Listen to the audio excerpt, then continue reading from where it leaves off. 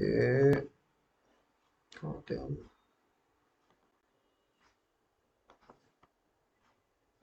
ठीक है, आज डे 5 है।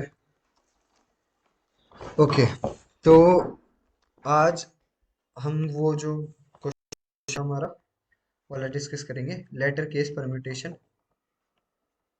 ठीक है, उसको देख लेते हैं।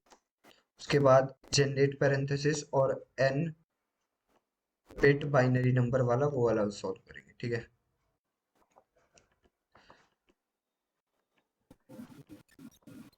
मुझे कोई स्क्रीन नजर नहीं आ रही। स्क्रीन शेयर कर रहा है क्या तू? अरे रुक, स्क्रीन तो शेयर करी थी।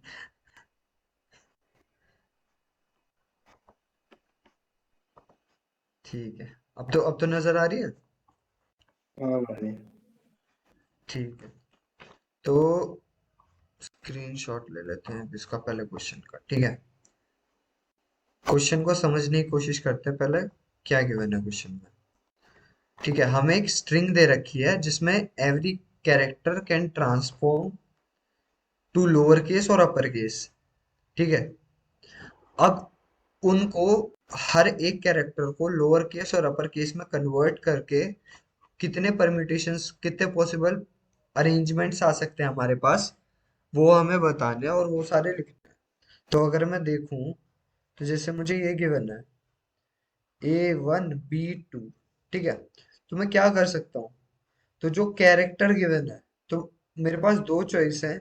या तो मैं इसको स्मॉलर ए में कन्वर्ट कर सकता हूँ या बड़े ए में कन्वर्ट कर सकता हूँ। अगर मैंने इसको स्मॉलर ए में कन्वर्ट किया तो मेरे पास ए ए हो गया आउटपुट में, और टेम्परेरी आउटपुट है। और बड़ा ए करा तो टेम्परेरी आउटपुट में बड़ा ए हो गया। उसके बाद मेरा इनपुट में क्या बचा, मतलब चॉइसेस क्या बचा? 1B2। इधर भी इनपुट में 1B2। अब क्या मैं इस डिजिट को चेंज कर सकता हूँ? 1 को चेंज कर सकता हूँ अपर केस या लोअर केस में? नहीं कर सकता, बिकॉज ये तो डिजिट है, कैरेक्टर थोड़ी है। तो ये ऐसे का ऐसा ही आ जाएगा, A1 बड़ा A1। फिर मेरा ये टेम्परेरी वो है आउटपुट, ये मेरा टेम्परेरी आउटपुट है। अब मेरा इनपुट क्या रह गया? B2। यहाँ पे इनपुट क्या रह गया? B2। उसके बाद कैरेक्टर आया बी। तो मेरे पास क्या चॉइस है? इसको मैं छोटे बी में कन्वर्ट कर सकता हूँ, बड़े बी में कर सकता हूँ। अगर मैंने छोटे बी में किया तो छोटा वन, छोटा ए वन, छोटा बी। ओके, ये टेम्परेरी आउटपुट में चला गया मेरे। और यहाँ पे छोटा ए वन, बड़ा बी, ये मेरे टेम्परेरी आउटपुट में चला गया। ऐसे ही मैं अगर यहाँ देखूँ, बी को अगर मैं चेंज करूँ छोटे में और बड़े में, अगर मैं छोटे में चेंज करता हूँ तो मेरा आउटपुट हो जाएगा बड़ा ए वन, छोटा बी। इसमें क्या हो जाएगा? बड़ा ए वन, बड़ा बी। ठीक है, अब मेरा इनपुट क्या रह जाएगा इस केस में? जो मैं कंसिडर करके चल रहा हूँ, मेरा मतलब पॉइंटर कहाँ आ जाएगा? इस टू पे। इस केस में भी टू पे, इस केस में भी टू पे, इस केस में भी टू पे।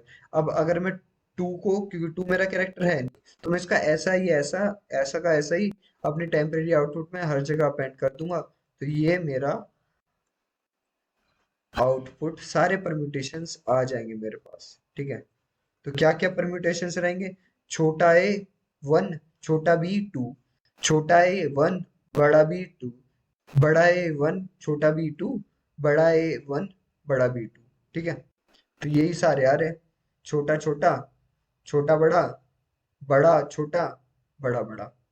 ठीक है, ये वाली चीज सिंपली हमें करके देनी है। क्या मैं बोल सकता हूँ कि ऐसे वाले क्वेश्चंस हम कर चुके हैं? हेलो, ऐसे वाला मतलब इस टाइप का नहीं, मतलब इस टॉपिक पे बेस्ड कि हमारे पास दो चॉइसेस हैं और हमें उनमें से एक सेलेक्ट करनी है।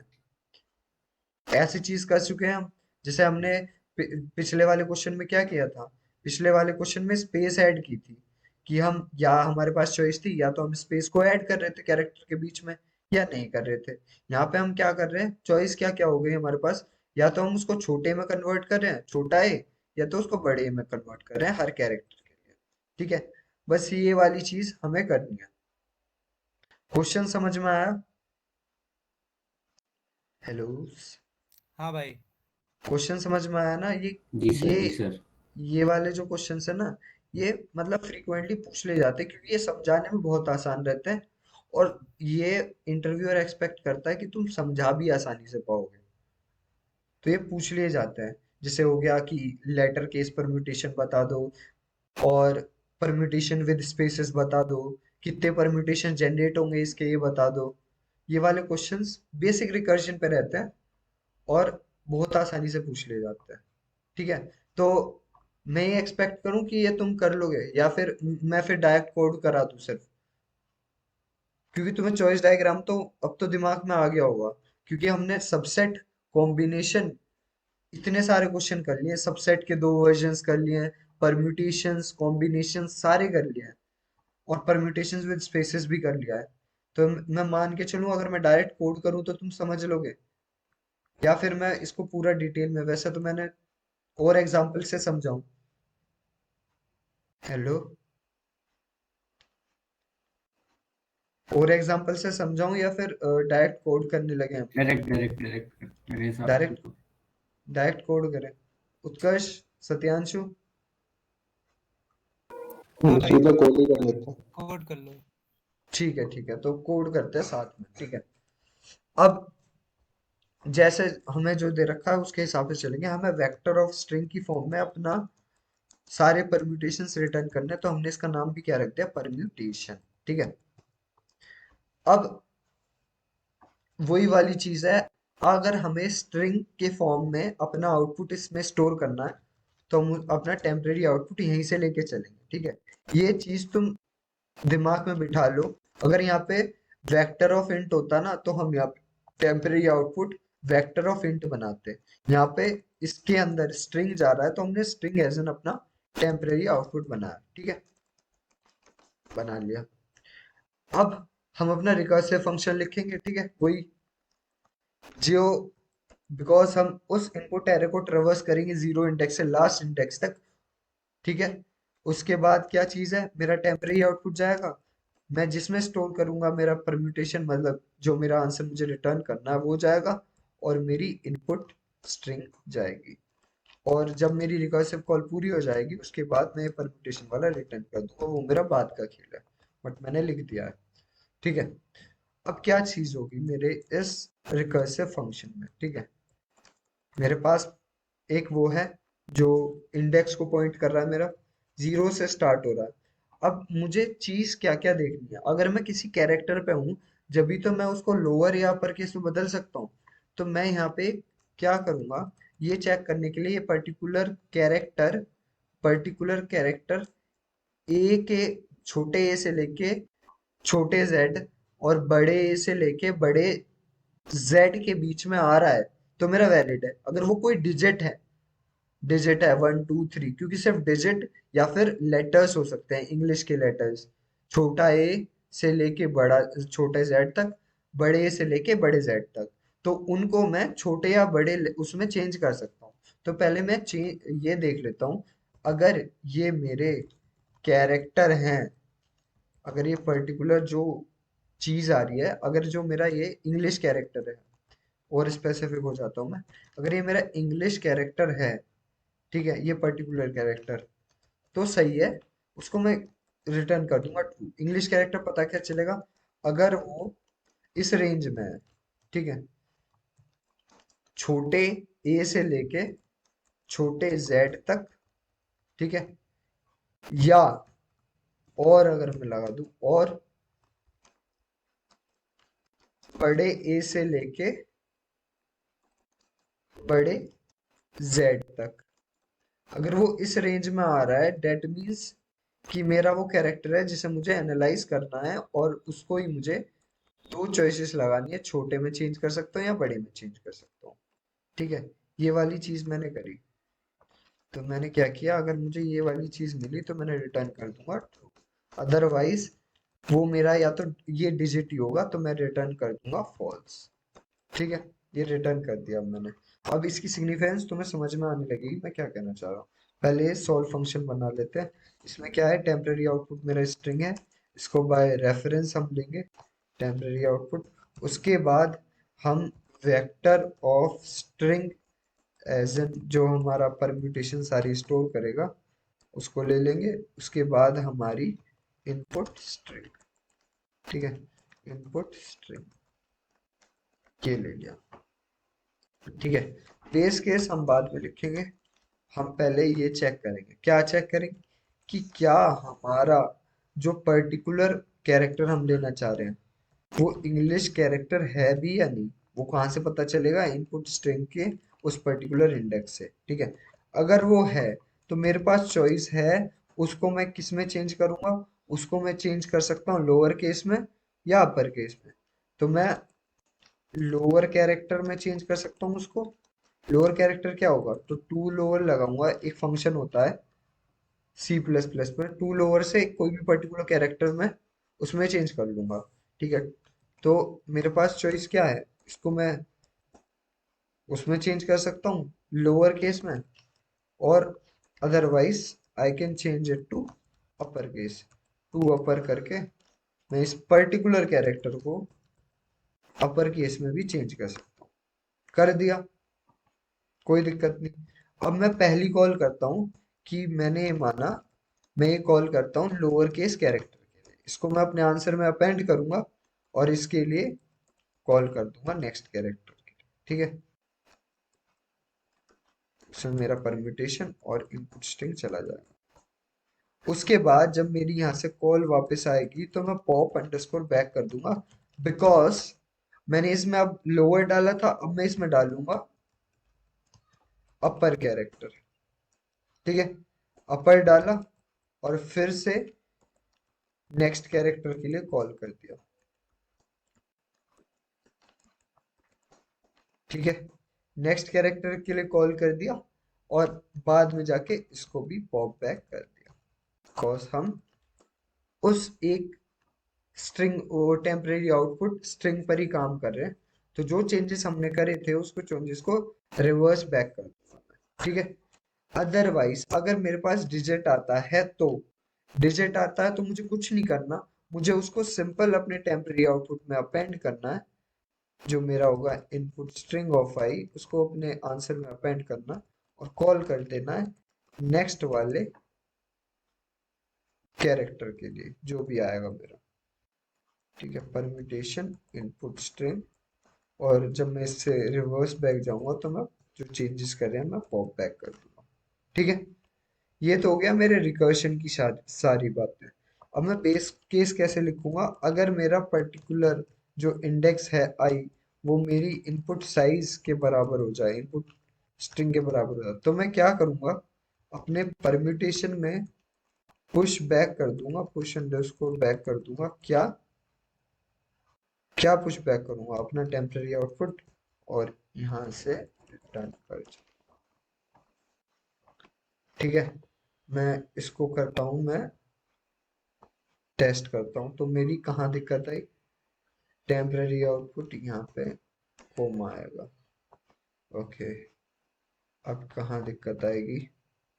चल गया, ठीक है। ये चलने से मतलब नहीं है, बट ये चीज समझो, तुम्हें समझ में आया ये जो मैंने किया? मैंने क्या कहा? जैसे मुझे आउटपुट टाइप रिटर्न करना था मैंने वो बनाया, जो उसके अंदर वो था, जिस जो मुझे उसके अंदर आउटपुट में इंसर्ट करना था एज एन, मैं वो टेम्परेरी आउटपुट बना लिया, ठीक है। फिर मैंने रिकर्सिव कॉल करी जो पर्टिकुलर इंडेक्स में एनालाइज कर रहा हूँ, टेम्परेरी आउटपुट, और जो मुझे एज एन भेजना है अपने आंसर में और इनपुट स्ट्रिंग के लिए, ठीक है। मैंने उस पर्टिकुलर इंडेक्स को एनालाइज किया कि क्या ये मेरा पर्टिकुलर कैरेक्टर इंग्लिश कैरेक्टर्स में आता है, इंग्लिश लेटर्स में आता है। वो मैंने चेक किया यहाँ पे। अगर आता है तो मेरे पास दो चॉइसेस हैं, मैं उसको अपर केस के लिए भी कॉल कर सकता हूँ, लोअर केस के लिए भी कॉल कर सकता हूँ। तो मैंने दो फंक्शन बनाए, दो कैरेक्टर लिए। लोअर कैरे उस पर्टिकुलर कैरेक्टर को, इंग्लिश लेटर को मैंने लोअर केस में चेंज करके देख लिया, अपर केस में चेंज करके देख लिया, और अपने टेम्परेरी आउटपुट में उसको अपेंड कर लिया, ठीक है। तो पहले अगर लोअर केस वाला अपेंड किया तो मैंने उसके लिए रिकर्सिव कॉल करी, और जो चेंजेस उसमें किए थे उसको पॉप बैक कर दिया। फिर मैंने वही चीज अपर मतलब अपर केस के लिए करी, उसके लिए रिकर्सिव कॉल करी, और उसमें जो चेंजेस करे थे वो सारे रिवर्स बैक कर दिए। फिर मैंने क्या किया? अगर मेरा डिजिट आया, बिकॉज इसने कहा है या तो इंग्लिश लेटर हो सकता है या फिर डिजिट हो सकती है। अब एल्स का केस क्या होगा, मेरा डिजिट आया, डिजिट को मैं टेम्पररी आउटपुट में ऐसे ही अपेंड कर दूंगा और नेक्स्ट कैरेक्टर के लिए कॉल कर दूंगा, और जो चेंजेस मैंने टेम्पररी आउटपुट में किए हैं उनको रिवर्स कर दूंगा। अब अगर मेरे पास कोई चॉइस नहीं बची है, डेट मीन्स क्या, जो मेरा अभी टेम्पररी आउटपुट में है वो मैं अपने जो आंसर है उसमें पुश बैक कर दूंगा और रिटर्न कर जाऊंगा इसे। ठीक है, तो अगर मैं सबमिट करता हूँ तो ये मेरा सबमिट हो जाएगा, जहां तक है सबमिट हो गया। ठीक है लॉन्डो, समझ में आया ना? जैसे हम अभी तक कर रहे हैं बिल्कुल वैसा ही था, हाँ कोड भाई। को। ठीक है, खुद भी मतलब खुद भी अपने उस पे कोड करके पूरा सबमिट कर ले।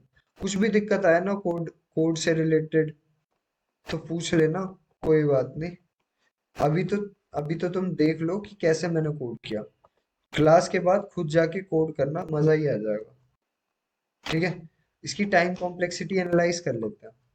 टाइम कॉम्प्लेक्सिटी कैसे एनालाइज करते हैं, हम देखेंगे रिकर्शन में कितनी बार ये वाली कॉल हो रिकर्शन। रही है। हाँ, कितनी कितनी बार कॉल हो रही है, क्या होगी इसकी टाइम कॉम्प्लेक्सिटी। दो कॉल हो रही है ना, वर्स्ट केस में अगर मैं हर एक को कैरेक्टर बना दूं, अगर मैं ये की चीज करूं ABCD, तो ये इन सब के लिए मुझे वो करना पड़ेगा, तो 2n कॉल होंगी वर्स्ट केस में, और स्पेस कॉम्प्लेक्सिटी वही मेरे n के बराबर लगेगी। ठीक है, बिल्कुल वैसा ही क्वेश्चन है जो अभी तक हम करते हुए आ रहे हैं। ठीक है, आसानी से हो जाएगा, कोई दिक्कत नहीं होगी। ओके, तो इस वाले क्वेश्चन को खुद सबमिट कर लेना, पहले नोट्स में मत देखना, नोट्स में तब देखना जब तुम्हें दिक्कत आए, सबमिट करने में दिक्कत आए तब।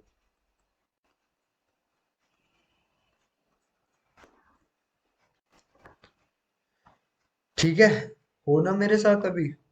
Yes sir, yes sir. हाँ। ओके, तो फिर नेक्स्ट क्वेश्चन पे चलते हैं, ये वाला तो हो गया। अब इस क्लास में ना जो सारे जैसे ये टाइप के क्वेश्चन है, अगली क्लास से प्योर जो बैक ट्रैकिंग वाले टाइप है ना, जो एन क्वीन सुडोको सॉल्वर, क्योंकि ये वाले भी काफी इंपॉर्टेंट क्वेश्चन है, इन वालों को डिस्कस करना शुरू करेंगे। या तो मैं ऐसी चीज करूंगा कि मैं क्लास में एक्सप्लेन कर दूंगा, वीडियोस में शायद इतना अच्छे से ना आए, या मैं वीडियो भी बनाने की कोशिश करूंगा कि मतलब वैसे वीडियो बना दूं, क्योंकि इसको समझाने में थोड़ा टाइम लगेगा। एन क्वींस सुडोकू कम से कम आधे ही घंटा लगेगा समझाने में, और जो मैं सोच रहा हूँ उसको कन्वे करने में, तो मैं सोच रहा हूँ शायद इनकी वीडियो बना दूं या क्लास में एक्सप्लेन कर दूं, वो देख लूंगा। क्योंकि वेनेसडे वेनेसडे से हम प्योर डीपी के कॉन्सेप्ट्स लेना शुरू करेंगे। ठीक है, आज क्या है, आज तो मंडे है। ठीक है, तो वेनेसडे नहीं थर्सडे से कर लेंगे, थर्सडे से प्योर डीपी करना शुरू कर देंगे। ठीक है, अभी तो हम अपना रिकर्शन का बेस सही बना रहे हैं। जैसे रिकर्शन का बेस सही बन गया है हमारा, क्योंकि हम रिकर्शन के उस पार्ट तक तो पहुंच गए हैं कि हम बैक ट्रैकिंग को समझने लगे हैं। अब अब हम चलते हैं नेक्स्ट टाइप ऑफ क्वेश्चंस को सॉल्व करने। ठीक है, अब नेक्स्ट क्या है, जनरेट पैरेंथेसिस। ठीक है, ओके, क्वेश्चन दिख रहा है, ये लो, generate parenthesis. Yes sir. Okay, generate parenthesis, या मैं वीडियो बना दूँ पता है, उनकी बैक ट्रैकिंग वाले हर एक क्वेश्चन की, उससे ना, क्योंकि उससे समझ में ज्यादा अच्छे से आ जाएगा, वरना एक एक क्वेश्चन को एक एक क्लास लग जाएगी उनको समझाने में।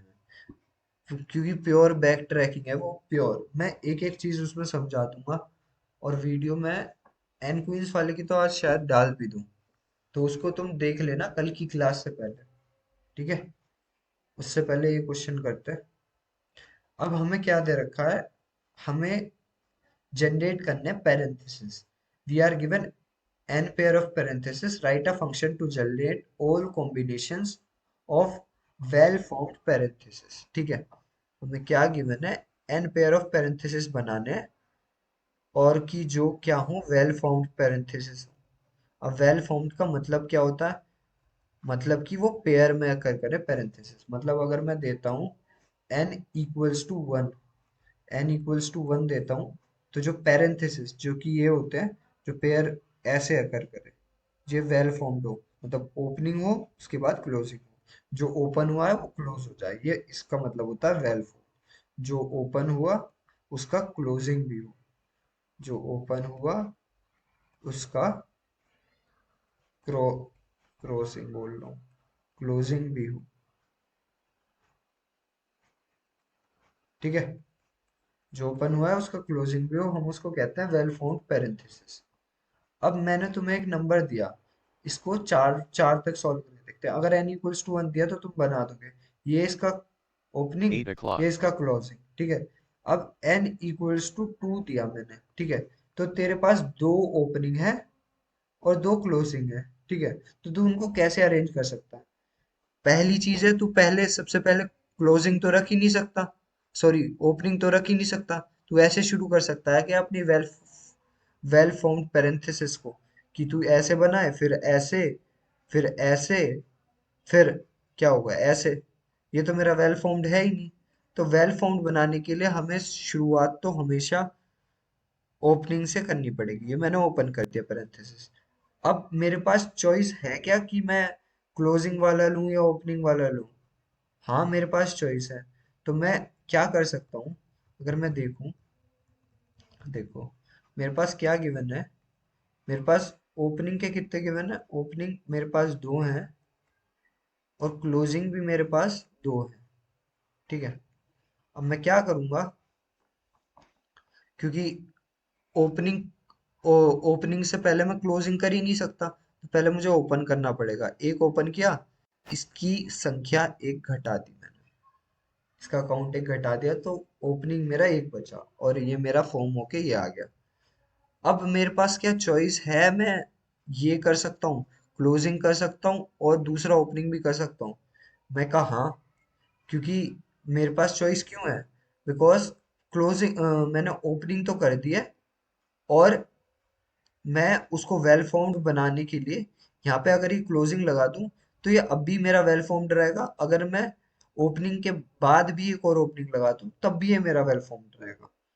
ठीक है, अब मैंने क्या किया, अब मेरे पास इसके पास तो कोई चॉइस नहीं बची, तो इसको दोनों क्लोज ही करने पड़ेंगे। बट इसके पास क्या चॉइस है, इसके पास क्या चॉइस है, ये मैंने बना दिया। अब इसमें ओपनिंग कितने बचे, वन, क्लोजिंग कितने बचे, वन। तो मैं क्या देखता हूँ मेरे पास, तो मैं क्या देखता हूँ मेरे पास क्या है, अगर ओपनिंग और क्लोजिंग इक्वल है तो मैं हमेशा पहले ओपन करूंगा। तो मैंने ओपन किया, फिर मेरे पास कोई चॉइस ही नहीं बची तो मैंने क्लोज करना पड़ा। तो अगर मैं n इक्वल्स टू टू के लिए बात करूं, so the pair of well found parenthesis क्या होंगे, ये ये ये एक पेयर तो ये हो गया वेल फाउंड। दूसरा क्या हुआ, इसको ओपन किया, क्लोज किया, ओपन किया, क्लोज किया, so there will be two pairs जो कि वेल फॉर्म्ड हो गए n इक्वल्स टू टू के लिए। ठीक है, अब मैं n इक्वल्स टू थ्री के लिए बात करता हूँ। ठीक है, तो मेरे पास ओपनिंग कितने हैं, ओपनिंग है मेरे पास थ्री, क्लोजिंग है मेरे पास थ्री। ठीक है, अब अगर मेरे पास ओपनिंग और क्लोजिंग की संख्या बराबर है तो मैं पहले ओपन करूंगा, ओपन किया, बिकॉज ओपनिंग किए बिना मैं क्लोज पैरेंथेसिस को कर ही नहीं सकता, बिकॉज वो फिर मेरा वेल फॉर्म नहीं रहेगा। तो मैंने जाते बड़ा बना दिया, ओपन किया। ठीक है, अब मेरी ओपनिंग की संख्या कितनी होगी, मैं इसको ओ से डिनोट कर रहा हूँ। ठीक है, ओपनिंग की होगी मेरी दो और क्लोजिंग की होगी मेरी तीन। ठीक है, अब जब मेरी ओपनिंग की संख्या, मतलब अगर इक्वल है तो सिर्फ मैं ओपन कर सकता हूँ। अगर मेरा ओपन कम है क्लोज से, ओपन कम है क्लोज से, तो मेरे पास दो चॉइस है। या तो मैं ओपनिंग ही करूं अगर मेरे पास ओपन नॉन जीरो है, या मैं क्लोजिंग कर दूं। ठीक है, मैं क्या कहना चाह रहा हूं, अगर मेरी ओपनिंग लेस देन है क्लोजिंग से, तो मेरे पास चॉइस क्या है, मेरे पास चॉइस क्या है कि मैं या तो ओपनिंग वाला इंट्रोड्यूस कर दूं या मैं क्लोजिंग वाला। डेट मीन्स क्या करना चाहता हूं मैं ये कर सकता हूँ, ये, और या तो ये कर सकता हूँ। अब इस केस में मेरी ओपनिंग कितनी रह जाएगी, वन, क्लोजिंग कितनी रह जाएगी, थ्री। इस केस में ओपनिंग रह जाएगी टू, क्लोजिंग कितनी रह जाएगी, टू। ठीक है, अब मैंने क्या बोला, जब भी मेरी ओपनिंग लेस देन क्लोजिंग है, तो मेरे पास चॉइस है, मैं क्या कर सकता हूँ, या तो ओपनिंग ले सकता हूँ या क्लोजिंग ले सकता हूँ, but the condition should be कि मेरी ओपनिंग बच रही होगी। ठीक है, ओपनिंग मेरी है एक, तो भाई मैं ओपन कर सकता हूँ।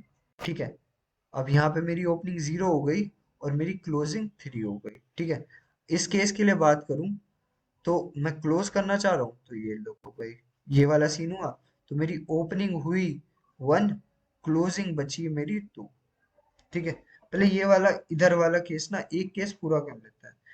अब मैंने क्या देखा, जो मेरी कंडीशन के हिसाब से जो मुझे वेल फॉर्म्ड पैरेंथेसिस बनाने हैं, अगर मेरी ओपनिंग लेस देन है क्लोजिंग के, तो मेरे पास चॉइस है, मैं ओपन को इंक्लूड करूँ, क्लोज को इंक्लूड करूँ। बट यहाँ पे मैंने क्या देखा, मैं मेरी ओपनिंग की संख्या तो जीरो हो चुकी है, मैं कुछ भी ओपनिंग नहीं कर सकता अब। तो अब मेरे पास चॉइसेस कुछ भी नहीं बची, अब मुझे सिर्फ क्लोज करना पड़ेगा। हर केस में मुझे सिर्फ क्लोज करना पड़ेगा। क्लोज इक्वल्स टू टू हुआ, ओपन इक्वल्स टू जीरो हुआ, फिर क्लोज करूंगा, अ, फिर क्लोज करूंगा, और ये मेरी एक वेल फॉर्म्ड पैरेंथेसिस आ जाएगा मेरे पास, जिसमें क्या सीन होगा, ये वाला, ये है, ये है। ठीक है, ये वाला सीन हुआ। अब इस केस में करूं मैं, अब मेरे पास मैंने देखा ओपनिंग लेस देन क्लोजिंग है, so I have a choice to include opening वाला और क्लोजिंग वाला। अगर मैंने ओपनिंग वाला इंक्लूड किया, तो ओपन ओपन क्लोज ओपन। ठीक है, तो ओपनिंग मेरी जीरो बच गई, क्लोजिंग मेरी दो बच गई।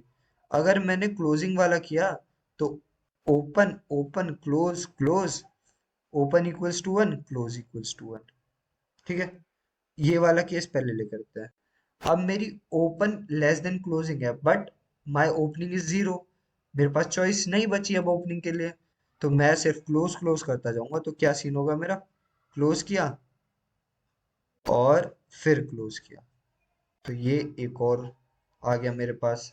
इनको मैं ना किसी दूसरे मार्कर से मार्क कर देता हूँ, ये हो गया और ये हो गया। ठीक है, अब क्या सीन हुआ नेक्स्ट केस में, अब जब भी मेरी ओपनिंग और क्लोजिंग बराबर होगी, so I don't have any choice, मैं सिर्फ ओपन ही कर सकता हूँ। ठीक है, ओपन ही कर सकता हूँ, तो मैं ओपन करूंगा, तो ये जैसा भी आ रहा था अभी तक मेरा बन के, मैंने ओपन किया। अब open equals to zero, close equals to one, फिर मेरे पास क्या कंडीशन आई, open less than closing, but opening zero है, that means I have to include closing वाला। तो ये, तो मेरा एक और आंसर आ गया, जिसको मैंने फिर से मार्क कर। ठीक है, ऐसे ही मैं क्या करूंगा, ऐसे ही मैं इस वाले के साथ करूंगा। अब ओपनिंग और क्लोजिंग बराबर आ गई, सो डेट मीन्स अब मेरे पास कोई चॉइस नहीं है, तो मुझे ओपन करना ही पड़ेगा। अब open equals to one, close equals to two हो गया। तो ऐसे, और जैसे इस केस में ऐसा ही हुआ था मेरे साथ, open equals to one, close equals to two, तो ये सारी कंडीशन मेरे पास आ जाएंगी, और यहाँ पे भी मेरे पास दो आउटपुट मिलके आ जाएंगे, जो कि कुछ ऐसे ही रहेंगे कि ये और ये, और क्या रहेगा, ये ये ये और ये, तो ये भी और मेरे पास आउटपुट बन के आ जाएंगे। ठीक है, और ये सारे वेल फॉर्म्ड रहेंगे, डेट मीन्स हर एक ओपनिंग ब्रेसेस का, ओपनिंग पैरेंथेसिस का क्लोजिंग पैरेंथेसिस होगा मेरे पास। ठीक है, ये क्वेश्चन है क्वेश्चन क्या पूरी एक्सप्लेनेशन समझ में आ गई होगी हम करना क्या चाह रहे हैं। ठीक है। हेलो सब हो ना, Ojha, Aditya, Aryan, yes sir, yes sir. समझ समझ में आ रहा है ना। मुझे एन दे रखा था और मुझे एन, उन एन से, एन बेसिकली मुझे ओपनिंग और क्लोजिंग की वो दे रखी थी काउंट, और उनसे मुझे वेल फॉर्म्ड पैरेंथेसिस बनाने हैं।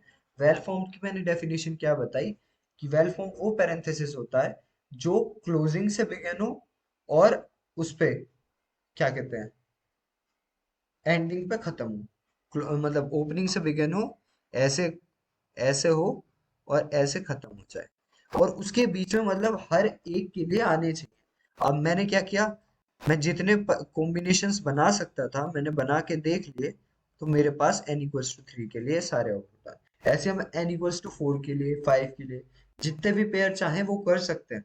ठीक है। इन्होंने 1 से 8 के लिए बोला है, हम सारे पेयर्स कर सकते हैं, बट कॉन्सेप्ट समझ में हमारे क्या आया।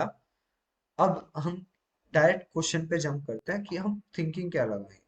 हमें n इक्वल्स टू 3 दे रखा था। ठीक है। तो मैंने क्या किया, मेरे पास क्या क्या चॉइसेस थी शुरू में, क्या क्या चॉइसेस थी, तुम खुद भी बता सकते हो। देखो क्या क्या चॉइसेस थी मेरे पास। ओपनिंग कितने गिवन थे, 3 गिवन थे। क्लोजिंग कितने गिवन थे, मेरे पास 3 गिवन थे। डेट मीन्स मेरे पास ये क्लोजिंग है ना, ये तो क्लोजिंग ये 3 गिवन थे, ओपनिंग ये 3 गिवन थे। अब इन ओपनिंग और क्लोजिंग से मुझे set of well formed parenthesis बनाने थे। ठीक है। मतलब हर एक के पास, मतलब जितने भी वेल फॉर्म्ड पैरेंथेसिस मेरे बन सकते हैं वो मुझे बनाने थे। तो जब मेरा शुरू में क्या केस हुआ, ओपनिंग और क्लोजिंग बराबर हुए, ओपनिंग और क्लोजिंग बराबर हुए, डेट मीन्स मेरे पास कोई चॉइस ही नहीं है, पहले मुझे ओपन तो करना पड़ेगा ना वेल फॉर्म्ड के लिए। क्लोजिंग से स्टार्ट तो नहीं कर सकता, बिकॉज अगर मैं क्लोजिंग से स्टार्ट किया तो मैं, इसका तो कोई ओपनिंग नहीं है, ये तो वेल फॉर्म्ड रहेगा ही नहीं। दैट मीन्स जब भी ओपनिंग और क्लोजिंग बराबर होगा, या फिर हम एल्स वाले केस में इसको डाल सकते हैं, क्योंकि हमने ऊपर क्या देखा, अगर मेरा ओपनिंग छोटा है क्लोजिंग से, तब मैं क्या कर रहा था, तब मैं कुछ चीज कर रहा था, वो मुझे आगे चल के पता चल जाएगी।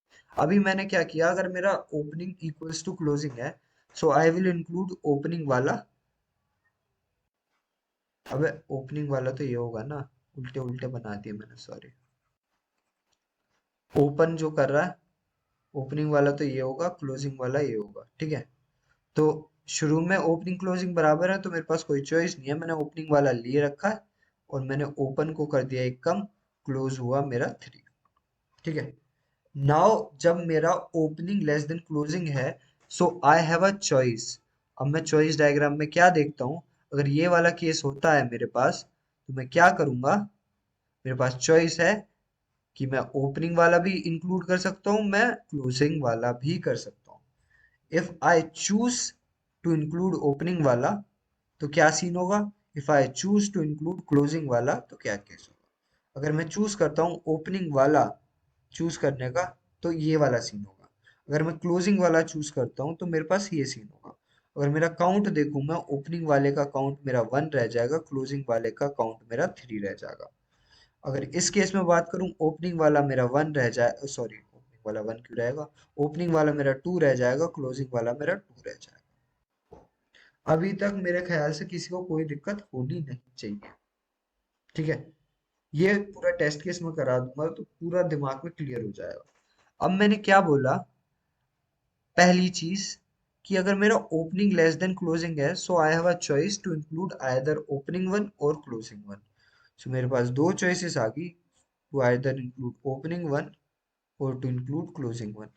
ठीक है। उस चॉइस के हिसाब से मैंने काउंट किया, बट मुझे ये चेक भी करना पड़ेगा कि क्या मेरा ओपनिंग जीरो तो नहीं है। मैंने देखा नहीं भाई जीरो तो नहीं है, that means I can use it.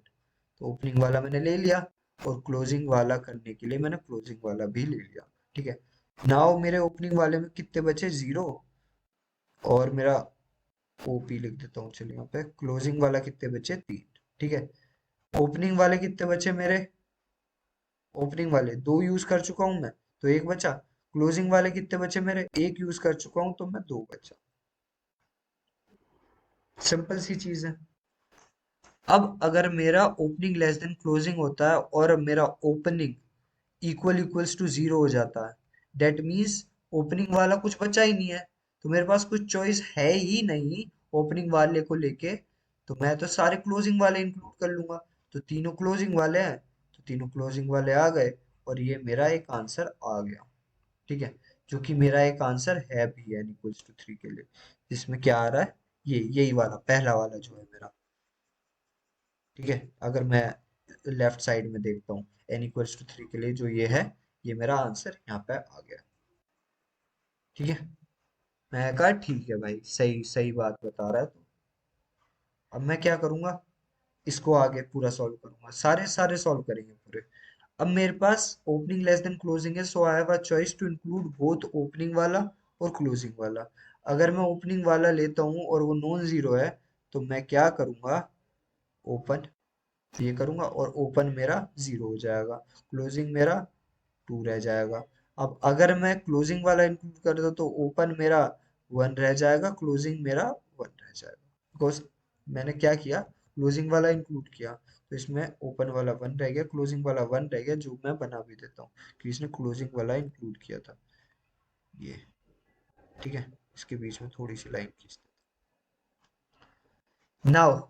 अब इसके लिए देखें हम, तो ओपनिंग लेस देन क्लोजिंग है, so I have a choice to include both opening वाला क्लोजिंग वाला, बट यहाँ पे कंडीशन क्या मात खा रही है कि हमारी जो ओपनिंग वाले कुछ बचे ही नहीं है, so I I don't have any choice, तो मैं सारे क्लोजिंग वाले सब सब क्लोजिंग वाले सब क्लोज कर दूंगा सब। तो ये मेरा एक और आउटपुट हो गया। ठीक है, जो कि अगर मैं देखूं लेफ्ट साइड में देखो, तो मेरा सेकंड आउटपुट यही है ना, बिकॉज रिकर्शन जैसे वर्क कर रहा है वैसे वैसे आउटपुट आते जा रहे हैं मेरे, तो मेरा एक आउटपुट यही है। मैंने देखा हाँ भाई सही कह रहा तू अब भी। ठीक है, अब मैंने क्या किया, अब मैं इस वाले केस पे आता हूँ। whenever there is a case जब ओपनिंग और क्लोजिंग बराबर हो, डेट मीन्स क्या, मेरे पास कोई चॉइस है ही नहीं कि मुझे सिर्फ ओपनिंग वाला ही करना पड़ेगा, तो मेरे पास कोई चॉइस है ही नहीं, तो मैं ओपनिंग वाला ही करूंगा। अब मेरा ओपनिंग वाला जीरो हो गया, क्लोजिंग वाला वन हो गया, डेट मीन्स अब मेरे पास चॉइस है कि मैं ओपनिंग वाला भी कर सकता हूँ क्लोजिंग वाला भी कर सकता हूँ, बट उसमें एक कंडीशन है। क्या मेरा ओपनिंग वाला बच रहा है, मैंने कहा नहीं भाई, तो भाई तू नहीं कर सकता फिर। सो क्या चॉइस बची तेरे पास, तू क्लोजिंग वाला कर और अपने घर जा। ठीक है, क्लोजिंग वाला करते ही तो ओपनिंग क्लोजिंग दोनों जीरो हुए, तो मैंने क्या किया, इसको एज एन अपना एक और आउटपुट मिल गया मुझे, इसको मार्क कर लिया। क्या यही है मेरा तीसरा आउटपुट, हाँ भाई ऐसा ही है, यही है मतलब। अब मैंने आउटपुट नंबर क्या यहाँ पे आ गया। अब मेरे पास चॉइस कुछ है क्या, ओपनिंग क्लोजिंग बराबर है, तो मैं क्या करूंगा, ओपन ही करना चाहूंगा, बिकॉज नहीं तो मेरा परफेक्ट बन नहीं पाएगा। ठीक है, ये वाला सीन किया। अब मेरे पास क्या चॉइस है कुछ, मैंने कहा हाँ कि मैं ओपन वाला भी कर सकता हूँ क्लोज वाला भी कर सकता हूँ, but I have to check कि ओपन वाला जीरो ना हो। मैंने देखा ओपन वाला जीरो नहीं है, so I can easily include open वाला, और यहाँ पे क्लोज वाला करना चाहूँ तो मैं इजीली इंक्लूड कर सकता हूँ क्लोज वाला। अब यहाँ पे देखूं मैं तो open equals to one close equals to one बचा, यहाँ पे open equals to zero close equals to कितना बचा, वन बचा, वन बचा ना, क्लोज एक क्लोज किया नहीं, क्लोज इक्वल्स टू टू बचा। ठीक है, अब मेरे पास यहाँ पे चॉइस तो है कंडीशन के हिसाब से, बट मेरे पास ओपनिंग ब्रेसेस नहीं बच रहे, तो मैं क्या करूँगा, सारे क्लोजिंग वाले इंक्लूड कर लूंगा, तो मेरे पास क्या आ जाएगा, ये। क्या यही मेरा दूसरा आउटपुट है, मैंने देखा हाँ मेरा यही अगला आउटपुट है। फिर मैंने नेक्स्ट वाले के लिए सर्च किया कि अब मेरे दोनों बराबर है, आई डोंट हैव अ चॉइस, तो मुझे ओपनिंग वाला इंक्लूड करना पड़ेगा, तो मैंने ओपनिंग वाला इंक्लूड किया। अब मेरा ओपन इक्वल्स टू जीरो हो गया, क्लोज इक्वल्स टू वन हो गया, सो आई डोंट हैव, मेरे पास चॉइस तो है बट ओपनिंग ब्रेसेस नहीं है, यहाँ पे ये आ जाएगा। मेरे पास एक और आउटपुट आ गया, जिसको मैं अगर हाईलाइट करके दिखाऊं तो वो मेरे n इक्वल्स टू 3 के लास्ट वाले आउटपुट के बराबर है। ठीक है, तो मेरे सारे आउटपुट आ गए और मेरा लॉजिक सही है बिल्कुल, जो मैं सोच रहा हूँ ये मुझे पता चल गया। समझ में आया ना पूरा? Hello, hello, yes sir, yes sir, yes sir, yes sir. अच्छे से आया ना? अच्छे से। इम्पोर्टेंट क्वेश्चन है ये। तो कोड हाँ करें? कोड करें ना? हाँ भैया। ओके, तो हमने जो जो बोला था वो हम करके चलेंगे। ठीक है, अब मैंने क्या बोल रखा है, जैसा मुझे आउटपुट दे रखा है मैं वैसा ही आउटपुट बना लूंगा। ठीक है, जो मुझे रिटर्न करना वैसा मैंने बना दिया। ठीक है, स्ट्रिंग था उसके अंदर, तो स्ट्रिंग एज एन मैंने टेम्परेरी आउटपुट बना दिया। ठीक है, उसके बाद मैंने क्या किया, अब मुझे दो चीज दे रखी थी, ओपनिंग वाले जो कि n के बराबर थे, क्लोजिंग वाले जो कि n के बराबर थे। ठीक है, अब मैंने रिकर्सिव फंक्शन कॉल किया है जिसमें मेरा ओपनिंग है, क्लोजिंग है, और चलो उसके लिए n भी पास कर देता हूं मैं, पैरेंथेसिस, टेम्परेरी आउटपुट, और क्या पास कर सकता हूँ? कुछ नहीं पास कर सकता, मैं रिटर्न करूंगा अपने सारे पैरेंथेसिस। ठीक है, सिंपल खेलेंगे हम, बहुत सिंपल, जो अभी तक खेलते हैं। Int opening, int closing, int n, जो जो जो चीज दे रखी थी, जो जो हमने फंक्शन को पास करी, वो चीज हम यहाँ पे लिख देंगे। ठीक है, ये पैरेंथेसिस वाला पास किया था हमने। ठीक है, और अपना टेम्परेरी आउटपुट जो हमारा था। ठीक है, अपने चॉइस डायग्राम के बेसिस पे हम काम करते हैं। ठीक है, अगर मेरा ओपनिंग इक्वल्स टू क्लोजिंग है, या फिर अगर मैं बात करूं, अगर मेरा ओपनिंग लेस देन क्लोजिंग है एंड मेरा opening not equals to zero and closing, तो वैसा हो ही नहीं सकता। अगर मेरा ये वाला केस है, अगर मेरा ओपनिंग लेस देन क्लोजिंग है और मेरा opening not equals to zero है, दैट मीन्स क्या, क्या मेरे पास चॉइस है, क्या मैं ओपनिंग वाला भी कर सकता हूँ, क्लोजिंग वाला भी कर सकता हूँ।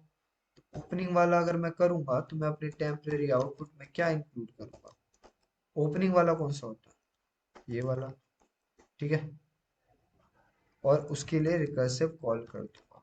उसके लिए रिकर्सिव कॉल क्या करूंगा, because I have include, opening वाला नहीं, ये तो क्लोजिंग वाला है ना, पहले क्लोजिंग वाला करते हैं। चल पहले ओपनिंग वाला करते हैं, पहले ओपनिंग वाला करते हैं। ठीक है, जैसा हमने फ्लो में समझा था। ठीक है, मैंने ओपनिंग वाला इंक्लूड किया, जो ये था पैरेंथेसिस, इंक्लूड किया, और इसके लिए रिकर्सिव कॉल कर दी। उसके लिए रिकर्सिव कॉल कैसे करूंगा, ओपनिंग वाला एक कम कर दूंगा और क्लोजिंग वैसा ही रहेगा, एन मेरा वैसा ही रहेगा, पैरेंथेसिस मेरी जो वेक्टर ऑफ स्ट्रिंग थी वो वैसी रहेगी, और मेरा टेम्परेरी आउटपुट पास हो जाएगा। उसके बाद जो वहां से कुछ भी होके आएगा उसको मैं रिवर्स करूंगा, जो क्योंकि मेरे टेम्परेरी आउटपुट को खाली करूंगा क्योंकि मैंने उसमें क्लोजिंग ओपनिंग वाला डाला था, अब मैं क्या करूंगा, क्लोजिंग वाले के लिए कॉल करूंगा। तो मैं क्या करूंगा, टेम्परेरी आउटपुट में अपने डाल दूंगा क्लोजिंग वाला, और मैं फिर से रिकर्सिव कॉल करूंगा। ओपनिंग मेरा वैसा ही रहेगा, क्लोजिंग मेरा एक कम हो जाएगा, और मेरा एन, मेरा पैरेंथेसिस, और मेरा टेम्परेरी आउटपुट। ठीक है, ये सीन हुआ मेरा, और जो चेंजेस होके आएंगे उनको मैं पॉप बैक कर दूं। सही किया है मैंने अभी तक? जो मैंने सोचा वो मैंने किया।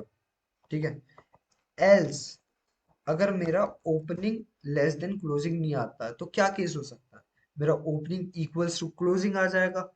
उसके लिए मैं क्या कर रहा था, उसके लिए मुझे पास कोई ऑप्शन नहीं था, मैं टेम्परेरी आउटपुट में डालूंगा सिर्फ ओपनिंग वाला, बिकॉज अगर मेरा ओपनिंग और क्लोजिंग आर इक्वल तो मेरे पास कोई चॉइस ही नहीं बचती, ओपनिंग करूंगा और ओपनिंग वाले को एक कम करके क्लोजिंग वाले को ऐसा ही, एंड को ऐसा ही, पैरेंथेसिस को ऐसे ही, टेम्परेरी आउटपुट को ऐसे ही पास कर दूंगा और टेम्परेरी आउटपुट में जो चेंजेस करे थे उसको बाद में आके ठीक है।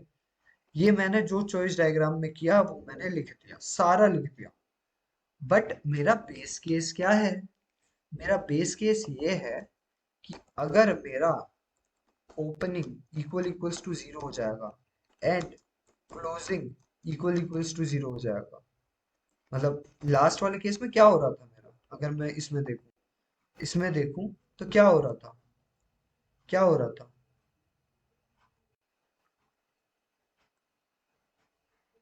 क्या हो रहा था मेरे साथ?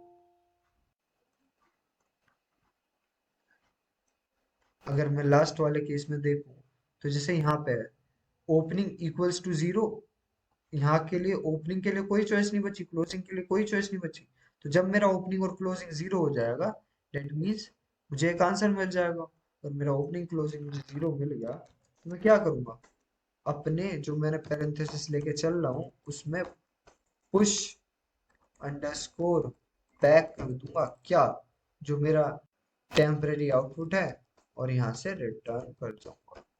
ठीक है, अगर मैंने सब चीज सही करी है तो ये चलना चाहिए, अगर कोई मिस्टेक नहीं करी तो। मेरा एरर आ गया है, क्या एरर आया, मेरा एरर क्यों आया होगा वो मैं सोचने की कोशिश करता हूँ। मैंने कहा कि ओपनिंग लेस देन क्लोजिंग और opening not equals to zero, ये वाला केस है।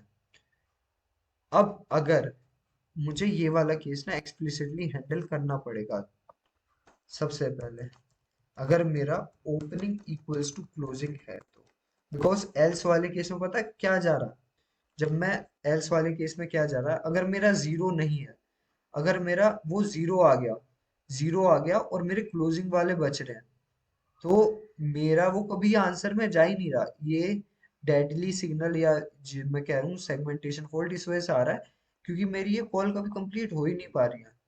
डेट मीन्स क्या, मुझे हर चीज लिखनी पड़ेगी अगर ये वाली चीज मुझे अच्छे से करनी है तो अगर मेरा ओपनिंग इक्वल्स टू क्लोजिंग हुआ तो मैंने पहले ओपनिंग कराई उसकी और ओपनिंग को एक कम करके नेक्स्ट के लिए भेज दिया, सिंपल चीज करी मैंने। एल्स इफ अगर ऐसा नहीं होता, ओपनिंग लेस देन क्लोजिंग है and opening not equals to zero, तो मैंने ये वाली चीज करी। एल्स अगर मेरी केस क्या बचेगा, ओपनिंग लेस देन क्लोजिंग तो है बट ओपनिंग क्या हुआ, जीरो हो गया, तो मेरे पास क्या क्या सीन है, तो मैं सिर्फ क्लोजिंग वाला करूंगा, क्लोजिंग वाले को ऐड करता जाऊंगा। तो मैं क्या करूंगा, टेम्परेरी आउटपुट में मेरा सिर्फ क्लोजिंग वाला आता जाएगा और मैं ओपनिंग तो मेरा वैसे ही रहेगा, closing -1 n parenthesis temporary output और ठीक है, ये वाली चीज करता है। अगर मैंने यहाँ पे सही समझा है तो ये वाला केस मुझे सही आंसर दे देगा। ठीक है, इसने मुझे सही आंसर दे दिया बिकॉज मैंने सब चीज एक्सप्लिसिटली हैंडल कर ली। मैंने क्या किया, अगर मेरा ओपनिंग इक्वल्स टू क्लोजिंग हो गया तो मैंने क्या किया, मैंने मुझे सिर्फ ओपनिंग करनी थी, मैंने ओपनिंग करके दे दी।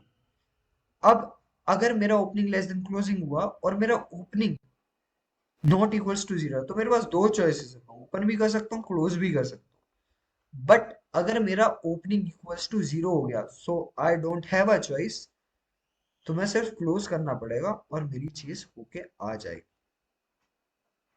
ठीक है, मैं अगर इसको करूँ सबमिट करने का ट्राई तो ये सबमिट हो जाए। समझ में आया लॉन्डो? हेलो, जी सर। आ गया ना पूरा? जो हमने पूरा पूरा फ्लो समझा था, अगर फ्लो ध्यान से समझाता ना, फ्लो क्या कहूँ मैं, ये इसमें पूरा अगर ध्यान से समझाता तो बहुत आसानी से, अगर तुम खुद भी करने जाओगे ना, अगर तुमने ये वाली चीज सुनी थी ध्यान से, तो मलाई की तरह क्वेश्चन होगा ये। ठीक है, ये इम्प्लीमेंट कर लेना। और तुम ना, मैं एक शीट भेजूंगा, अपनी अपनी लीड कोड की आईडी देना, लीड कोड की और जीएफजी की। ठीक है,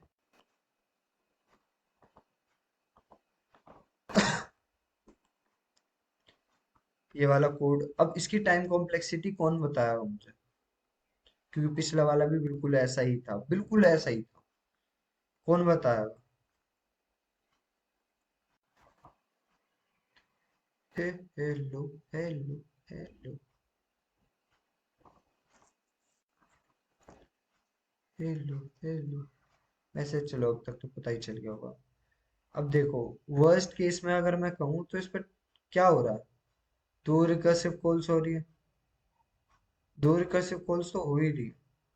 तो अगर मैं वर्स्ट केस में बोलूँ तो 2 raise to power n time complexity होगी, वही स्पेस कॉम्प्लेक्सिटी, जो उसकी लेंथ तक जाएगा 2 रेज़ ऑर्डर ऑफ n। ठीक है, ठीक है जी, पूरा क्वेश्चन समझ में आया ना? ये Yes, sir. ये काफी देख, ये लाइक के नंबर से पता चल रहा होगा, काफी अच्छा क्वेश्चन है ये, काफी ही अच्छा।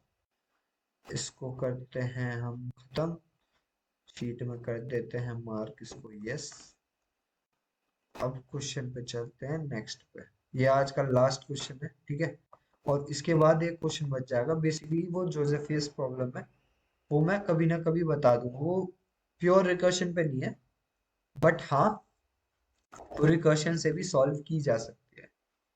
प्योर रिकर्शन पे नहीं है, उसको मैं फिर किसी दिन बता दूंगा। इसको मैं अभी मार्क करके चलता हूँ, ये हमारी प्रॉब्लम, क्योंकि इन सब की ना, एन क्वीन सुडोकू और एम कलिंग प्रॉब्लम की, मैं इन तीनों की वीडियो तो कल कल शाम तक अपलोड कर ही दूंगा, बिकॉज इनको समझाने में लगेगा काफी टाइम, करीब एक घंटा लगेगा अगर मैं क्लास में समझाने लगूँ तो। मैं सोच रहा हूँ जल्दी से जल्दी ना, क्योंकि तुम अब इस लायक हो गए हो कि अगर तुमने अभी तक ऑनेस्टली फॉलो किया है तो तुम डीपी, मतलब जो बेसिक है वो स्टार्ट करने के लायक हो चुके हो। ठीक है, ये वाला क्वेश्चन आज का कंप्लीट करते हैं, फिर हम डीपी के कॉन्सेप्ट नेक्स्ट, मतलब वेनेसडे से शुरू करें। ठीक है, अब या फिर यार ये क्वेश्चंस भी क्लास में करा लें, क्लास में अच्छे से क्लियर हो जाता है। पहले ये क्लियर कर लें, ठीक है। और कहाँ करने चला गया मैं? ओके, क्वेश्चन को पेस्ट करते हैं अपने नोट्स में, फिर देखते हैं क्या सीन बनता है। कार्तिक यार ना, तू रिकॉर्डिंग देख लियो, तुझे अच्छे से समझ में आ जाएगा। ये वाला क्वेश्चन, दो क्वेश्चन करे हैं हमने, दोनों एक ही पैटर्न पे हैं, जो तू एक बारी में समझ जाएगा, जो वही हम चॉइस जितनी दे रखी हो उसके हिसाब से जो करे हमने। ठीक है, ठीक है भाई। ओके। ये वाला प्रॉब्लम देखते हैं, हमें क्या गिवन है। Given a positive integer n, the task is to find all n bit binary number having more than or equals to 1 or 0 for any prefix of the number। बिल्कुल पिछले question जैसा ही है। अगर मैं 1 को कह दूं ओपनिंग, 1 को कह दूं ओपनिंग और 2 को कह दूं क्लोजिंग, सॉरी 0 को कह दूं क्लोजिंग, ठीक है। एग्जैक्टली तो वैसा नहीं है, बट इसमें क्या, इसमें भी बिल्कुल वैसी कंडीशन गिवन है, ये थोड़ा सा अलग है। हमें क्या गिवन है, 1 और 0 गिवन है, हमें सारे वो कंडीशन देखनी है जिसमें हमारा 1 इक्वल्स टू और मोर देन रहे 0 के, मतलब वो उनसे पहले है। डेट मीन्स क्या कहना चाह रहा हूँ मैं, n इक्वल्स टू 1 के लिए देखते हैं, ठीक है।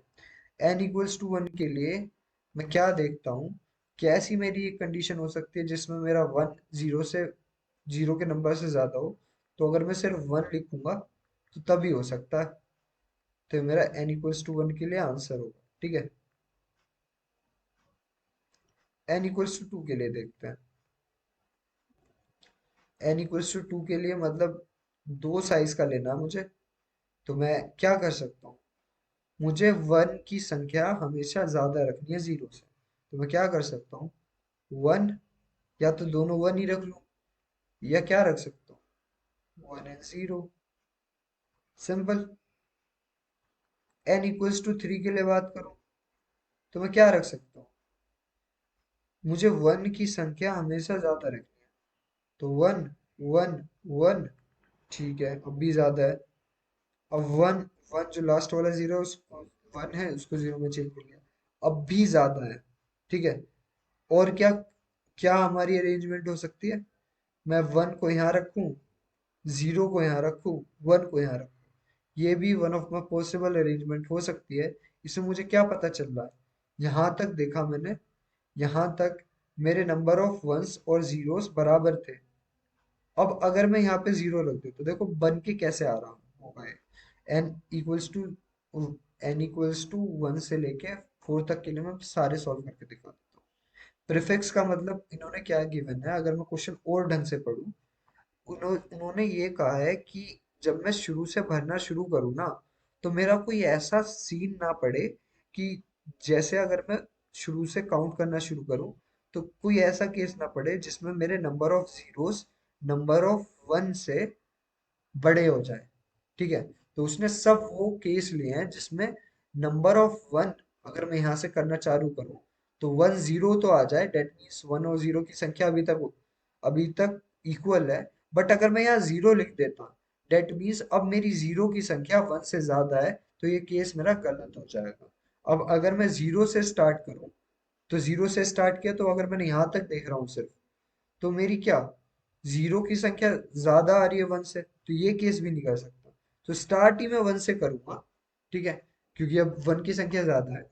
तो अब मैं क्या कर सकता हूँ, अगर मैं 0 इंक्लूड करूँ तो 1 और 0 की संख्या दोनों की, मतलब दोनों का काउंट बराबर है।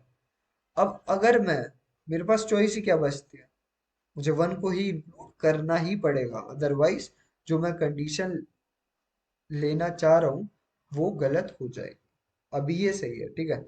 मैं n = 1 के लिए देखता हूँ, अगर मुझे सिर्फ एक डिजिट इंक्लूड करना है 1 और 0 में से, और मुझे कंडीशन क्या मेंटेन करके चलनी है कि number of ones should remain more than 0, ठीक है। मोर देन 0 रहे हर एक, उसके लिए, हर एक प्रीफिक्स के लिए। प्रीफिक्स का मतलब है, अगर मैं अ, उधर से देखना चालू करूं फॉर एनी प्रीफिक्स के लिए, इधर से लेफ्ट से राइट चलना चालू करूं, तो कोई मुझे ऐसा केस ना मिल जाए गलती से भी जिसमें number of zeros are more than 1, ठीक है।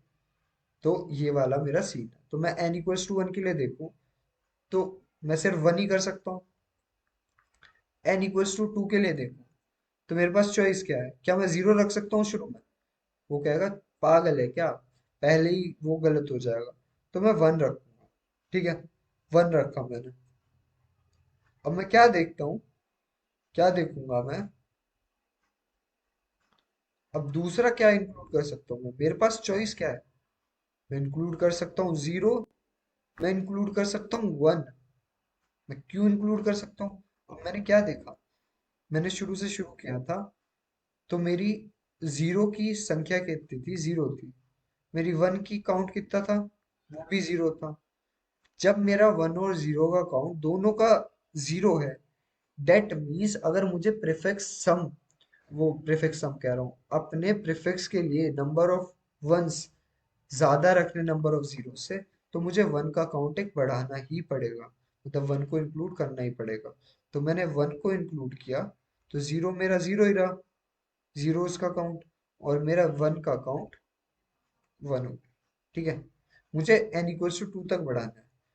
अब मेरे पास नेक्स्ट के लिए क्या चॉइस है, क्या चॉइस है मेरे पास, या तो मेरे पास क्या चॉइस है, मैं क्या करूं, अब अगर मैं इसमें 0 इंक्लूड करूं, अब मेरा अगर 0 लेस देन होता है मेरे 1 से, सो आई हैव अ चॉइस कि मैं या तो 0 इंक्लूड करूं या 1 इंक्लूड करूं, ठीक है।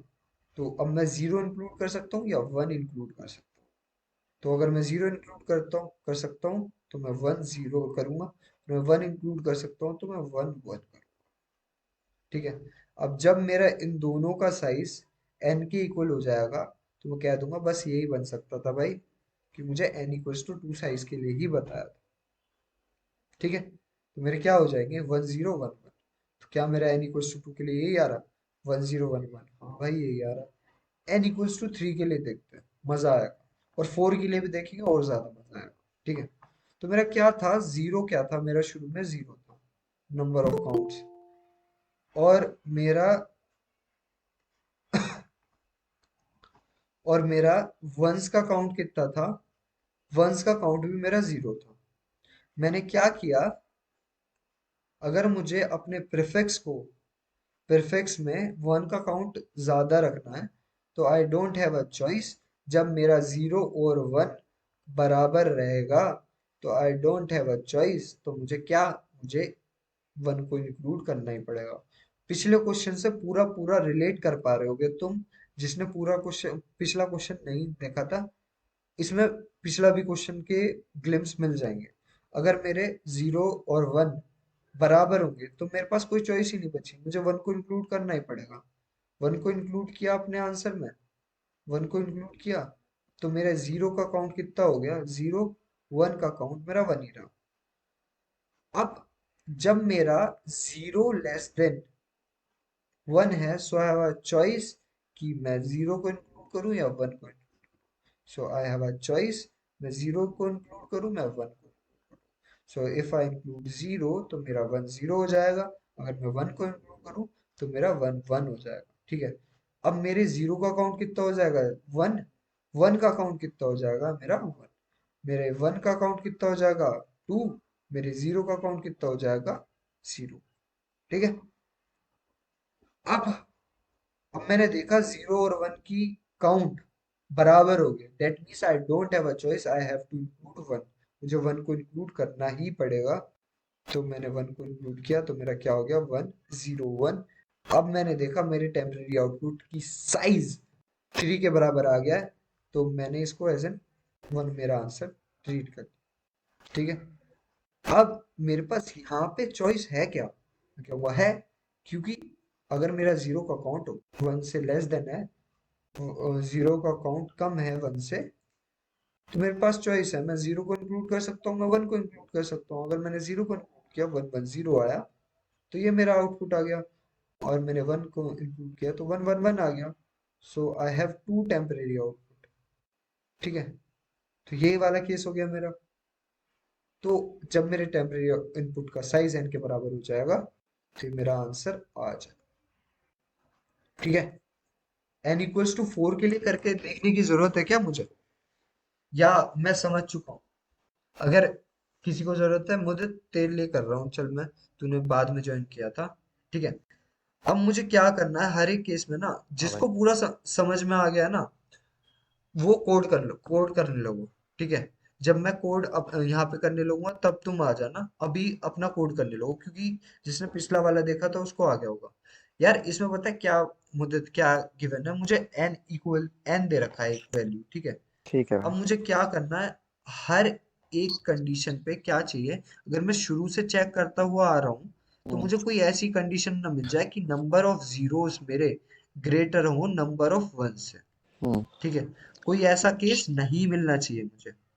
दैट मीन्स मुझे सारे ऐसे केस मिलने चाहिए जहां मेरे number of ones greater than या ग्रेटर इक्वल देन हो नंबर ऑफ जीरोस से। जीरोस। ठीक है, हम्म, ठीक है, ये केस मेरा बनना चाहिए।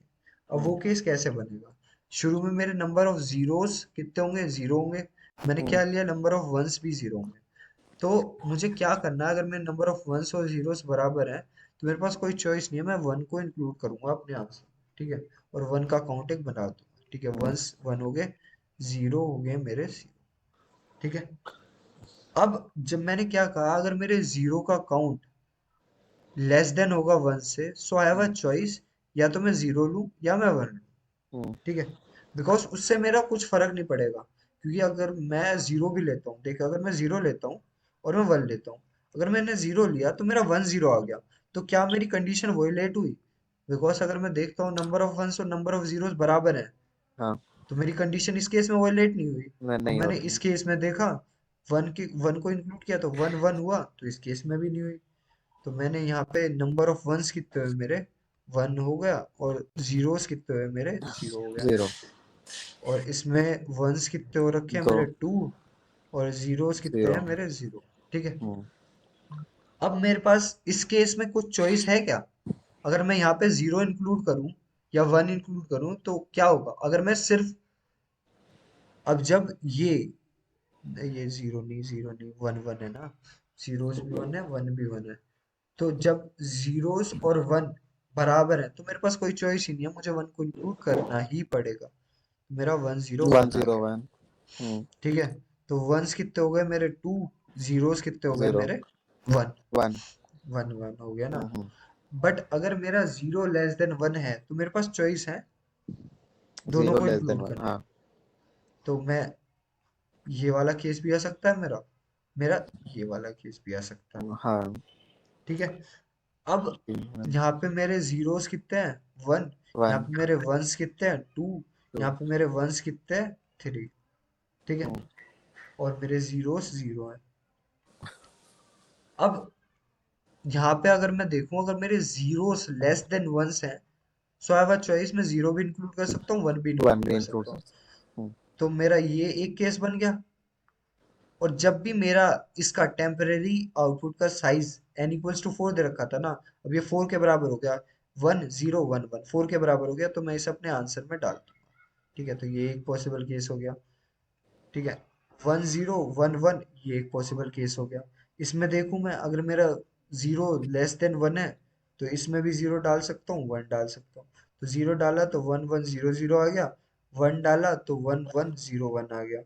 इस केस में भी मैं 0 और 1 दोनों डाल सकता हूँ। तो अगर 0 डाला तो 1 1 1 0 आ गया, तो सिर्फ 1 डाला तो 1 1 1 1 आ गया। So these are my possible outputs जो आ सकते हैं मेरे। क्वेश्चन समझ में आया? हाँ भाई। ठीक है। और ऐसे हम इसका रिकर्सिव ट्री बनाएंगे। अब जैसा मैंने यहाँ किया है, बिल्कुल डिट्टो कोड करूंगा। ठीक है। आ जाओ, जितने खुद अपना कोड कर रहे हो ना, 2 मिनट के लिए आ जाओ, बिल्कुल सिंपल समझेंगे। ठीक है। ये हमें एज एन सारे आउटपुट देना है, तो मैं उसका नाम भी आउटपुट ही ले लेता हूँ। ठीक है। जो मुझे एज एन टेम्परेरी आउटपुट बना के देना, उसको टेम्परेरी आउटपुट ले लूंगा। ठीक है। अब मैं क्या करूंगा, अपना रिकर्सिव फंक्शन कॉल करूंगा, जो 0th इंडेक्स से स्टार्ट होगा, मेरा टेम्परेरी आउटपुट जाएगा उसमें, उसके बाद मेरा n भी जाएगा उसमें, और मेरा आउटपुट भी जाएगा उसमें। ठीक है।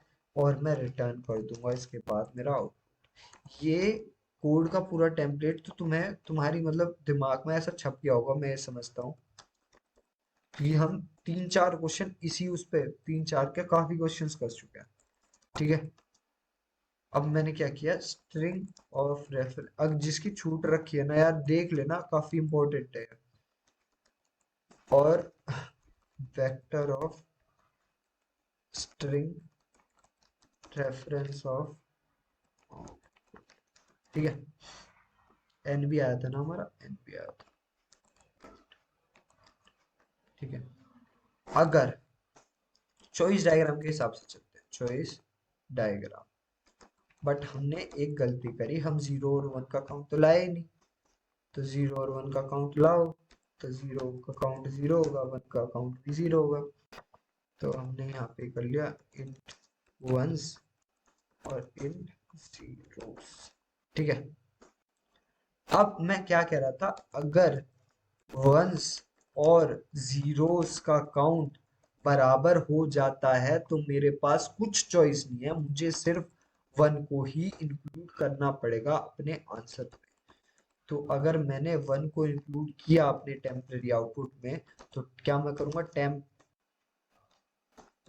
Output dot push underscore back, क्या करूंगा मैं, 1 को इंक्लूड करूंगा अपने आंसर में। और नेक्स्ट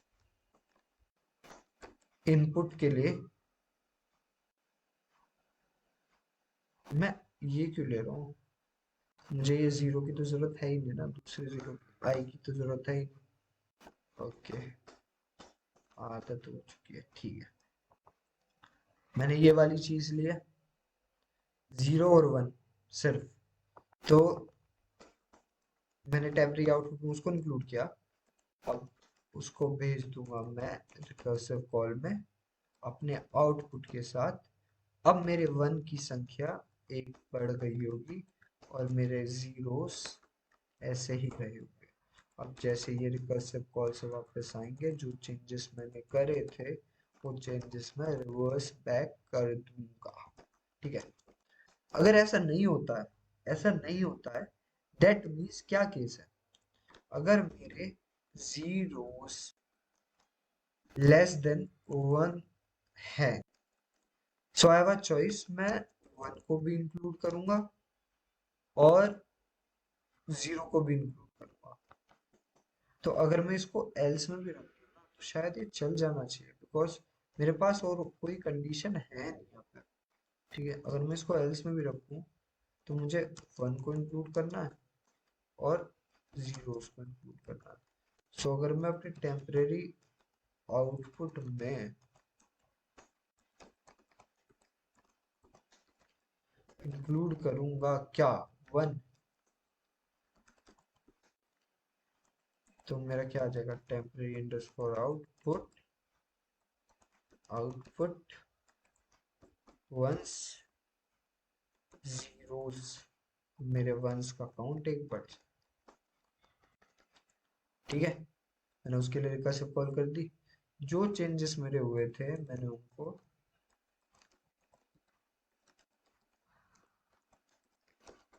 वो कर दिया। ठीक है। जो चेंजेस मैंने करे थे पिछले वाले के लिए, वो चेंजेस मैंने सारे नल कर दिए। अब मुझे नेक्स्ट के लिए वो करना है, तो मैं क्या करूँगा, इसको 0 करूँगा और सॉल्व कर दूंगा मैं। टेम्प आउटपुट, आउटपुट 0 इंक्लूड करूँगा इसमें, वंस मेरा ऐसे ही रहेगा, जीरोस +1 हो जाएगा और मैं जो चेंजेस करे थे उनको हटा। समझ में आया? पूरा कोड वही लिखा है। ठीक है। अब मेरा बेस केस क्या रहेगा? अगर मेरे टेम्परेरी आउटपुट का साइज इक्वल्स टू n हो जाता है, तो मैं क्या करूंगा, अपने आउटपुट में पुश कर दूंगा क्या, टेम्परेरी आउटपुट। ठीक है। और यहाँ से रिटर्न कर जा। ठीक है। अगर मेरी थिंकिंग पूरी सही थी तो ये पूरा सही चलेगा, बट मेरी इम्प्लीमेंटेशन में थोड़ी सी गलत आ गई। बट अगर सोचा सही है तो जीरोस क्या कह रहा है, ओके, बिकॉज हमारा एन भी जा रहा था, वो हमने नहीं लिखा क्योंकि हम है नेता। ये एन है, ये भी एन है। ठीक है। बट एन की पोजीशन फिर गलत कर दी तो फिर गलत आएगा। एन यहाँ पे आना था, एन यहाँ पे आएगा, एन यहाँ पे आएगा, इसको यहाँ से हटाओ, एन यहाँ पे आएगा और ठीक है। देखो, n is not declared inside the scope। अच्छा, बड़ा n। ओके।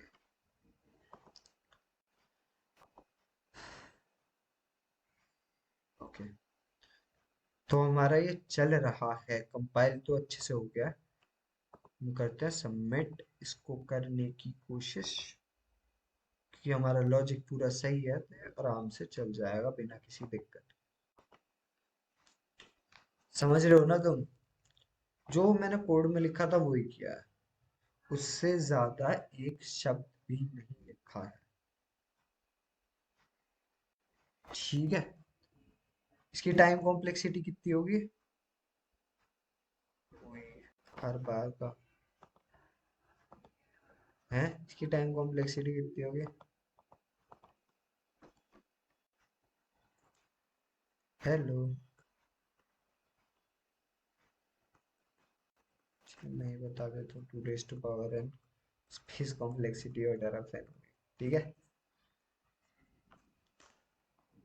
अब ये बताओ, पहले समझ में आया या नहीं?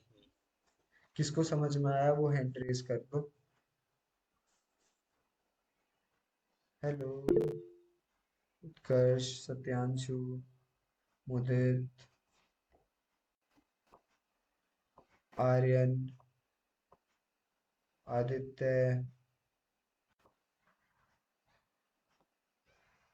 आदित्य, कार्तिक नहीं आया क्या तेरे को?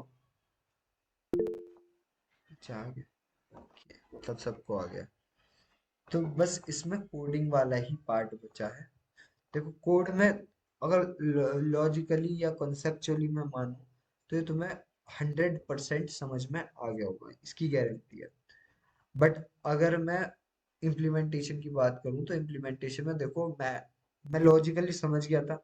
इम्प्लीमेंटेशन में मुझसे भी गलती हुई। अगर इम्प्लीमेंटेशन में कोई गलती होती है तो वो आराम से रिजॉल्व हो सकती है। बट अगर तुम्हारा कॉन्सेप्ट दिमाग में क्लियर है, तुम्हें इस टाइप का कोई भी क्वेश्चन दिया जाए जिसमें कुछ भी दे रखा हो, कुछ भी दे रखा हो, तुम आसानी से सॉल्व कर दोगे। ठीक है। तो ये डीपी वाली अब एंड करते हैं। कल तुम देख के आना। ठीक है। कल ये एन क्वीन वाला प्रॉब्लम सॉल्व करेंगे हम। ठीक है, एन क्वीन और सुडोकू सॉल्वर, ये 2 प्रॉब्लम्स कल सॉल्व करेंगे। और या तो इस वीक के हो जाएंगे 2, परसों हो जाएंगे वेनसडे, फ्राइडे से ना। और रोज क्लास करेंगे, चाहे सैटरडे नहीं, फ्राइडे को तो मुझे घर जाना पड़ेगा शायद। तो देख लेंगे जैसा भी होगा ना सीन, वैसे मैं बता दूंगा। बट ये क्लास यहाँ एंड करते हैं, डायनेमिक प्रोग्रामिंग वाली ना।